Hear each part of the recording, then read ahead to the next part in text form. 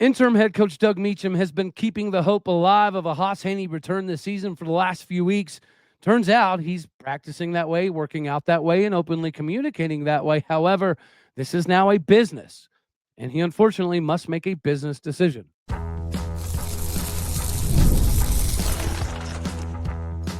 You are Locked On Oklahoma State, your daily podcast on the Oklahoma State Cowboys, part of the Locked On Podcast Network, your team every day. Howdy, y'all, and hello, all. Welcome back to Locked On Oklahoma State, your top stop for all things cowboy and cowgirl related. My name is Cody Stovall. I want to thank you kindly for stopping by to make this your first listen. We're available on all of your podcasting platforms, visually as well on YouTube. Find me personally on X at Alldeo State. Today, we're partially brought to you by Game Time Tickets. Download the Game Time app, create an account, and use the code LOCKEDONCollege, all one word, for $20 off your first purchase. Head on over to Game Time Tickets to get the best in the ticketing industry today. Meanwhile, we slide into this conversation of the Hauss Hejny making his return to Oklahoma State this season. And as much as I wanted to believe when Doug Meacham kept saying for weeks that Hauss Hejny wants to come back, I assume that was him keeping some hopium alive and feeding us enough to stay engaged throughout the course of the season. But the more we learned, we found out that he is not only embracing the fact that he wants to return, he's working out that way. He's practicing and posting some clips of some of his workouts. He's openly communicating with teammates in the locker room, giving them a day that he plans on returning for the Kansas State game. And he would love to, if possible, even return for the KU game. And now recently, I think it was yesterday, Doug Meacham put out something in regards to Hauss Hejny definitely wants to come back, but in this bye week, he's going to have to sit down and have some meaningful conversations with his family and the people inside his camp. Thankfully for all of us involved, all of my conversations with Hauss, the lawyer, the agent previously, never one time did I get the feeling that the financial burden was ever an issue. Like, of course, he wanted to get paid what the adequate P4 starting quarterback was going to get. Of course, you want to get paid what you're worth. But I don't think we're going to run into the brick wall of Hauss Hejny wants more money elsewhere, X, Y, or Z. I do think that he has intentions on coming back this season. I don't think that he would be out here practicing, posting workouts, and telling everyone in the locker room that is his intention if it wasn't actually his intention. I think the same could be said for the conversations he's had with Doug Meacham and Kevin Johns. But it's only natural. Whenever you've had a downtrodden season and you've had some instability in the offensive line, and that led to potentially one of the first instances of you getting injured, is it a smart business move for you to come back in the season? Like, there's only a few games left, right? So the prospect of being on a 2-win team doesn't do a lot for a ton of people. And I think Hauss Hejny did prove enough during that first few series against University of Tennessee Martin that he does provide something that is pretty rare for a quarterback. So it's not necessarily an incessant need for him to get out here and get 3 or 4 games worth of film because he is still Hauss Hejny. He does still create that numerical disadvantage for the offense that negates some of the things that a defense can do. His ability to throw off platform, his ability to throw against the grain, against his body, those are all things that are extremely hard to do on air without a defense on the field. And Hauss Hejny's already shown flashes of the ability to do all of that. So he might be one of the rare persons on the football field that doesn't necessarily need a bunch more film to get more opportunities. I also firmly believe that outside of the monetary gains section, I think that Hauss has kind of found himself loving Stillwater. I mean, there are some indications out here that he's currently dating a student athlete, also on scholarship in Stillwater. And if that's the case, then perhaps he doesn't really give 13 hoots about keeping a medical redshirt year or not. If Hauss Hejny is banking on his ability to get Oklahoma State back into the win column, then he's got 3 more years of showing everybody in the world what he brings to the gridiron, not just what he could potentially bring to Stillwater. So yes, his camp is going to have to sit down and have that conversation. I just wanted it to be out in the ether that I do not think at any point in time Hauss Hejny's ever entertained the idea of, well, I can get more money if, I search elsewhere. I don't think that's part of this equation whatsoever. I think that Hauss Hejny genuinely doesn't really care if he gets the medical red shirt or not. But the smart business move would be to take that because it gives you an additional year of eligibility for you to work with. And also, it gives you more time just to get fully healthy. So there always is going to be a risk to coming back in this circumstance, in this particular instance with the season Oklahoma State is having. So if Hos Haney does in fact come back, I think that immediately puts him up into the upper echelon of respectability when it comes to Cowboys. We've lost sight of the loyal and true thing. We've lost connection with the individuals who bleed orange. We've lost a ton of that. If we're able to retain somebody like a Hauss Hejny, I think that would go a long way in solidification of the next staff. It doesn't even matter who the next staff is or isn't going to be. If you can retain some of the core nucleus guys that have connections in Stillwater that go deeper than just monetary value or go deeper than just more meaningful snaps, Hauss Hejny might be the embodiment of what we have been missing for quite some time. And again, don't get me wrong, there's a ton of dudes that do bleed orange, that are loyal and true, that they're getting a ton of playing time now in the last few weeks. But you have to have a cornerstone that everybody in the country is aware of, and Hauss Hejny would be that cornerstone. So could he perhaps leverage himself better at Oklahoma State? For sure. But that's not a necessity. Hauss Hejny's going to have takers no matter what he does, whether he plays the last 3-4 games or he doesn't. I just find it kind of crazy that there are some people out here that are saying, well, he only played a handful of series, so if he leaves, it's not that big of a deal. Again, I wholeheartedly disagree, especially because he's considering making this move. I don't think any of us could claim that it would be smart as a business move for him to come back this season. It defies this era's NIL transfer portal logic. So the fact that we're even in this position where Hauss Hejny wants to come back, he's telling everybody on the team that he wants to come back. He's out here practicing, throwing dimes, and running like he wants to come back. There's going to naturally, you would want this as well. You want somebody in your camp to just dial things back a bit and sit down and write down the pros and cons for you making this decision. At the end of the day, it is going to be Hauss Hejny's decision. And it does seem as though that we're definitely leaning towards Hauss Hejny making his return. But when Doug Meacham says that there's going to be some big conversations that have to happen between him and his camp, that is what he's referencing. And we can't begrudge anybody for that, because if you have kids that have gone through this, sometimes it is the best route for you to sit them down and say, hold on, we respect you making a decision emotionally. We respect the fact that you're heavily invested into this team and this roster and this university. However, let's lay out the pros and cons and then make a more educated decision. Hauss Hejny's going to have to convince some people in his camp that he understands what he could potentially lose by making this kind of move. And if he does it, then I think he instantaneously becomes one of those individuals that Oklahoma State will never forget. As much grief as I give Alan Bowman, he did give us that 2023 season. He did give us our last Bedlam W. That was pretty epic. So we're always going to remember Alan Bowman. We're always going to have that piece of 2023 that lives on in Alan Bowman, no matter what happens. I think the same could be said for Hauss Hejny by simply making this move that, if you calculate it out, doesn't make a ton of sense. So we need to rally behind his decision no matter what it is, because if he decides that it is in his best interest to take this medical year and not suit up for the last 3 or 4 games, that is simply a unintended consequence of what this NIL portal era has become.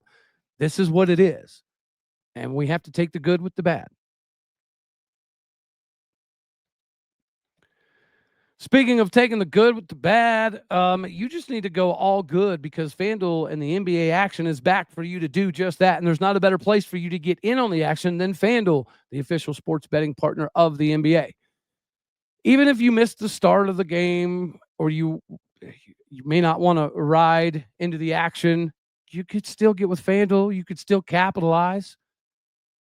Plus, you can even combine your live bets into a same-game parlay for a shot at an even bigger payout. FanDuel has live bets on everything from who will score the next point to who will orchestrate the fourth quarter comeback. And it keeps every game more exciting simply because your investment level, especially when your team's the one making the late push. So right now, new customers are giving $300 back in bonus bets when you win your first $5 bet. So head on over to FanDuel.com to sign up and play your game with FanDuel, the official sports betting partner of the NBA. All right, now we get to move into segment 2 here, which is the pro football focus. We did have discussions last season, which were very frustrating in regards to guys like Noah McKinney and Jason Queso Brooks, and even to some degree Isaiah Glass, and how their performances on PFF wasn't exactly visible in Oklahoma State country, aka some of the guys who scored the best didn't get to play a crap ton. And now you're seeing what Jason Queso Brooks is doing at Houston, and Isaiah Glass is over there doing at Vanderbilt. Obviously, Noah McKinney has been a massive cog in the machine for Oklahoma State's success that we have had this season, especially when it comes to rushing the football. But to see some more dudes getting some PFF love is absolutely remarkable.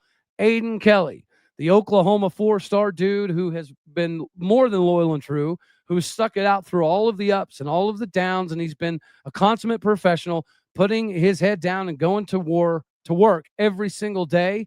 He's finally getting some recognition as he made the top PFF grade as the defensive tackle in the Big 12. So shout out to Aden Kelly for finally getting that recognition. And it does just, again, show that if you are willing to put in your time, you're willing to put in the effort and understand that sometimes it isn't going to go your way. Some things aren't always going to go smoothly. That once you get your opportunities, when you make the most out of them, you're going to get the recognition. Another individual that was listed in the All Big 12 for the last week of PFF was LaDanian Fields. And you know my opinions, right? If we're talking about the Hauss Heynys of the world, we've already mentioned Aden Kelly being one of those mainstay cornerstone pieces that I think are important moving forward. So is Rodney Fields, so is LaDanian Fields, so is Deshaun Brown, so is Jaleel Johnson, so is Gunnar Wilson, so is Cam Smith, right? There's a multitude of dudes that we could pinpoint as guys that are integral to the success that we're going to have in the future moving forward. And I also love the fact that Pro Football Focus has kind of branched off into doing a lot of this college stuff as well. They have some wonky criteria occasionally for how they make their determinations, but by and large, if you're an individual that's scoring pretty consistently at the upper end of the PFF grades, that does seemingly line you up for a better NFL career, or at least more opportunities in the eyes of some NFL scouts. So as much as we as fans, we may not love it, we may not tune into it, we may view it as more of a NFL kind of thing, it does carry some weight. It does have some merit. So to finally see some more Oklahoma State guys getting the recognition that they absolutely deserve, especially when it's dudes that didn't begin the season as major contributors, to me, that even means more. There's something to be said about the fact that the backups, by and large, are outperforming the starters almost across the board, right? And as we discussed yesterday, the only two position groups that you can see massive improvements this year are the D-line and the O-line. Now, could we imagine what the offensive line would look like if Markel Samuel and everybody else was still healthy? Sure. But we're doing this with guys like Grant Sigrin, who wasn't even on the 3 deep when the first depth chart was kind of coming down the pipeline, or at least he wasn't figured into, the 3 deep all that much, because you had somebody like Austin Klecki that could rotate. He could play literally every single position on the offensive line, which meant guys like Jacoby Sanders and Grant Sigrin, for the most part, were kind of an afterthought. Nuku Mafi, his ascension this year is worth its weight in gold, going from a freshman right tackle to then having to slide over to the other side just to kind of keep us upright was scary. Typically, when you've got a bunch of backups in the ball game, then it's not going to go well. Ironically enough, Oklahoma State and UCLA might be the only two instances this season where you can pinpoint the fact that the backups have outperformed the starters by a pretty significant margin. Like if you were to line up the starting O-line, starting D-line from post-fall camp with the new starting O-line and D-line, I don't even think it would be close, which is definitely a cause for concern, because that means the talent evaluation within the staff took some time to get orchestrated properly, or potentially even worse, is, let's say that some of the coaches knew this shouldn't be the starting group, but they were being told, you just teach the fundamentals, teach the technique. That guy has to play. You don't even need to necessarily know why he has to play, but you need to teach your technique and fundamentals with him as a starter, point blank, period. That's easily a possibility. And that is again another unintended consequence of the NIL era. When you do finally step up to the plate and you start paying big time money, you kind of need to see those dudes on the field, right? It's somewhat applicable to the NFL. Whenever you have a guy that you're paying a crap ton of money and he's the exact same or pretty close to a guy that you're barely paying any money, you're probably going to pay the dude making all of the daggone money. So as Mike Gundy said, he feels like eventually this is going more towards an NFL model. I think from that perspective, he's 100% right. That's the downside to this, is if you've got dudes that are making $25,000, $26,000 a month, and the guy right next to him is only making $6,000 a month, there's going to be an incentive to make sure that the guy making $26,000 a month plays more than the guy making $6,000 a month, even though it is very evident that those dudes only making $6, $7, $8 a month are the ones who are willing to do more and try harder and put forth more effort. It's extremely visible, which is precisely why we haven't given up a 100-yard rusher in the last 4 games. It's also precisely why we went from like 5.5 yards a carry to 2.7 yards per carry. And it's all with backups. And you're going to have an outlier like Wendell Gregory, definitely an outlier. But even as the season has progressed, guys like Brian McCoy have seemingly done less and less and less, right? Statistically, at least. And you're seeing more guys get opportunities and make the most of them. So it's great to see PFF giving some of these dudes who began the season as backups, as scout team dudes, they're now grading out first team all Big 12. I know it's 1 week, but this isn't the first time that PFF has shown more love to the backups than the starters. And the beauty of it all is it's all predicated upon metrics and statistics. It's none of the eyeball test stuff. That is one of the benefits, in my opinion, to the PFF, is that there are merit-based statistical categories that equal the players that they're naming for this stuff. So shout out to Aden Kelly for finally getting the love that he deserves, and LaDanian Fields for getting more and more moments and making the most out of them. Speaking of making the most out of your opportunities, you got to get with Game Time tickets. College football is here. We mostly cannot be more excited. The tailgates, the rivalries, the energy in the stands, there's literally nothing like it, in my opinion. But we all know sometimes getting tickets can be far more difficult than the game plan that you're about to watch unfold, whether it be endless waiting, hidden fees, prices jumping at checkout. That's why you got to rock with Game Time. Get rid of the hooliganry. Game Time is the app that gives the advantage back to the fans. It's the easiest way to score last-minute tickets at the best prices with no surprise fees. So what you see is what you're going to pay.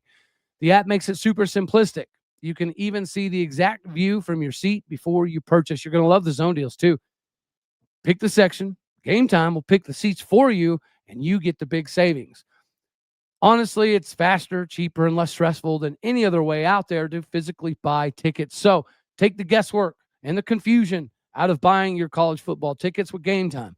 Download the Game Time app, create an account, and use the code LOCKEDONCollege, all one word, for $20 off your first purchase. Terms apply, but again, create that account, redeem that code, LOCKEDONCLLEGE, for $20 off. It's simple. You swipe, tap, ticket, go, and go download Game Time tickets today.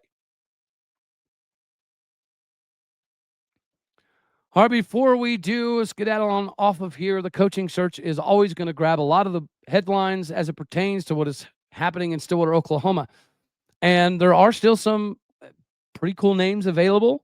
It does kind of feel like it's down to like a 2-man-ish race at the moment, just simply because I don't think we would be telling recruits that, hey, stay tight, don't commit elsewhere, because we're going to have a decision and a coach for you by the end of November. I don't think that we would be having those conversations if we didn't fully intend on that being the case. Why? Because if you tell 36 recruits not to make any hasty decisions because they're about to have a new coach in Stillwater within the next 30 days or so, they're going to, most of them, wait on that decision. So if all of a sudden the clock strikes midnight, November 30th, and we don't have a new coach, you just burned a decent amount of bridges. So because of that, I do firmly believe that we've kind of narrowed the list down to 2 or 3 dudes, AKA we've probably given a couple offers and we're waiting on one to make a decision so the other one can make a decision, kind of thing.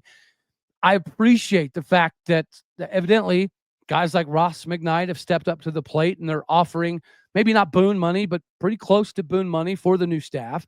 I appreciate that we're taking swings, but some of the swings that we've taken clearly have already fallen off the board. The first massive swing that we took that showed a little bit of reciprocal interest was John Gruden. However, that did fizzle out somewhat quickly. A lot of the assumption is because he wants to coach in the SEC. That makes sense. Why we pursued Gus Malzahn, I will never know. I know we have some donors that were very high on him and they were willing to spend a bunch on getting somebody like him. I'm glad that kind of fizzled out because I was never a big Gus Malzahn fan. I do think that he has some of the same obstacles that Mike Gundy did in terms of in-game management. I also think that it's kind of crazy that everyone, not just Oklahoma State, but a lot of people have kind of cooled their jets a little bit on GJ Kinney. It could be that he's lost like 3 games in a row. It could be the way that he's losing. It's not good timing for GJ Kinney to start having a string of losses. That's for certain. But there was some conversations supposedly with Dana Holgerson. Once again, we had a very heavy hitter donor, maybe not quite Ross McKnight level, but pretty doggone close. That goes way back with Dana. They were buddies whenever Dana was here in the 2010 season.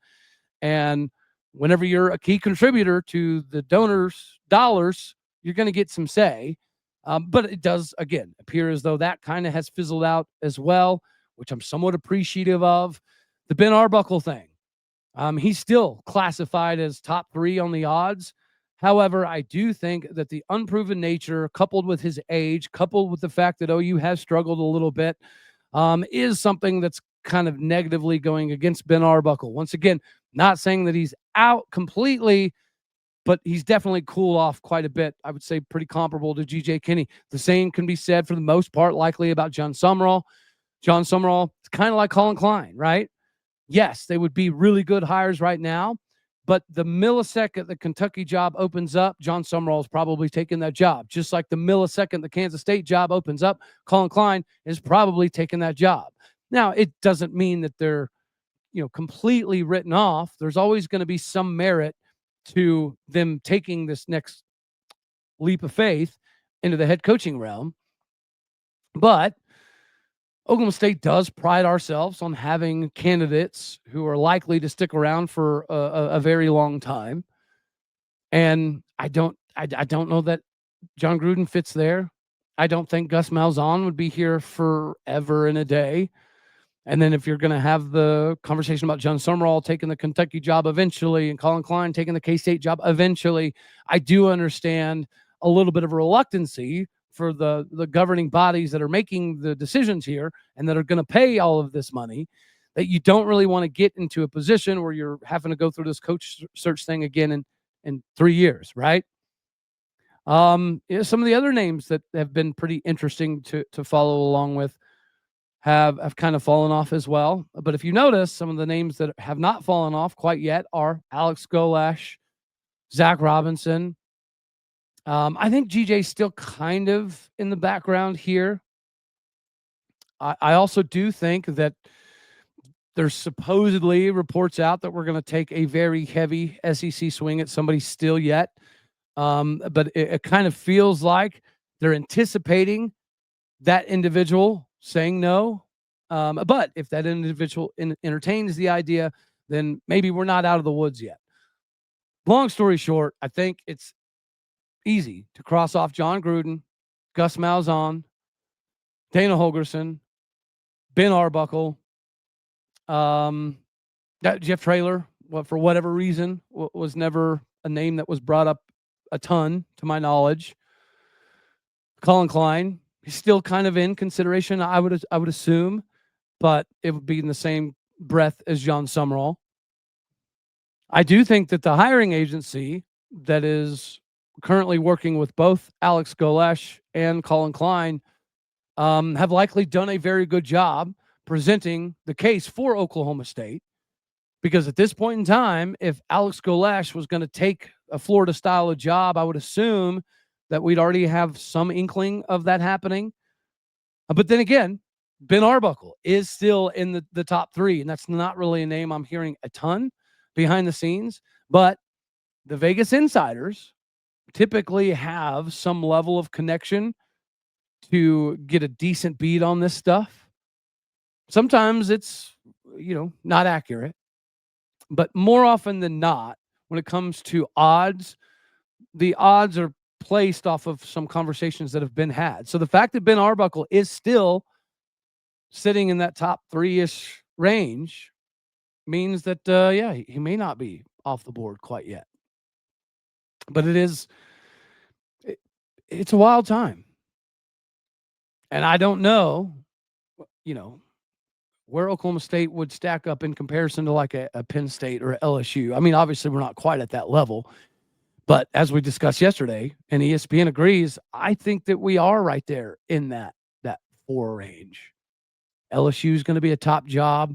Florida's going to be a top job, but, I think the sales pitch for the agency to Alex Golesh there would be, A, you have familiarity with Oklahoma State. B, they kind of, gave you your start at the Power 4 level in this coaching industry. And Oklahoma State's going to give you a little bit of time to figure some stuff out. If you fail in Florida, you're gone in 2 years, point blank, period. Not to mention, as much as I hate saying it, it is true. If you want to control your own destiny, it's a lot easier to do it in the Big 12 than it is to do it in the SEC. It's an arms race. So if you're in the SEC, it doesn't matter if you're the very bottom team. If you're getting quote-unquote SEC money, you should be more competitive. At least that is the thought process of fan bases within the SEC. And I can't fault them for it, right? We might feel the same way if we were in that conference, but we're not. We're in the Big 12, and I think the Big 12 is going to be here to stay, at least for the foreseeable future. And there's always going to be an adequate sales pitch to whomever that Oklahoma State's going to be a better job than Florida because you're going to get a little bit of time here. You're not going to get the same thing at Florida. All righty, y'all. Anywho, that's all we're going to have for this one right here. As always, I love you. God bless. Go Pokes. Thank you for tuning in to make this your first listen here in Locked On Oklahoma State. You could be anywhere. So happy you choose to be here. Do me a favor, hit the like button if you liked it. Dislike if you didn't, that's okay too. More importantly, share, comment, and subscribe to my podcast. And people out there, you're everything that makes this work. Appreciate what you do. Go do what you do. Hit the stars. Leave some reviews. All righty, y'all. Later, taters.